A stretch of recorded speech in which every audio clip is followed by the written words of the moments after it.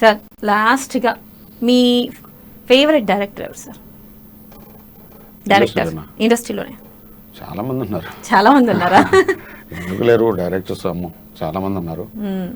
కొన్ని మంది డైరెక్టర్లు చనిపోయారు కూడా. ఓకే, అని కూడా చేయలేం. కానీ అసలు ప్రతి ఒక్క ఒక విధంగా చెప్పానంటే నాకు ఎవరు మంచి క్యారెక్టర్ వాళ్ళు డైరెక్టర్ అని చెప్పడం కూడా కరెక్ట్ కాదు. ఎందుకంటే నాకు మంచి క్యారెక్టర్ ఇవ్వకపోవడం వల్ల డైరెక్టర్ మంచోళ్ళు కాదు అనుకోవటం కూడా తప్పది.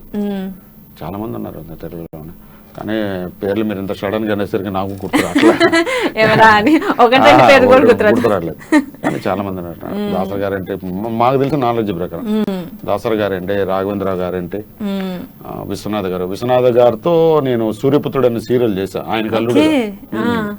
విశ్వనాథ్ గారంటే మా దృష్టిలో శంకరాభరణం, సాగర్ సంగమం ఏంటి, సినిమాలో సీతామహాలక్ష్మి ఏంటి, ఇన్ని సినిమాలు ఉండే.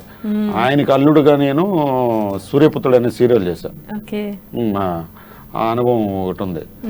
సరే, కొన్ని సినిమాలు తెలియకుండా ఇప్పుడు బలగం సినిమా చేశారు అనగానే వేణులో ఇంత టాలెంట్ ఉందా అనుకుంటాం.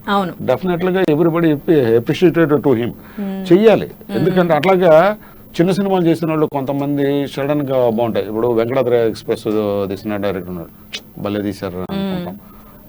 డీజే టిల్లు. సో ఇప్పుడున్న ట్రెండ్ కి తీసిన వాళ్ళు ఉంటారు, ఇష్టం. ఎందుకంటే ట్రెండ్ని బట్టి మారుతూ ఉంటారు. ఓల్డ్ది ఒక ట్రెండ్ అయితే ఇప్పుడు ట్రెండ్.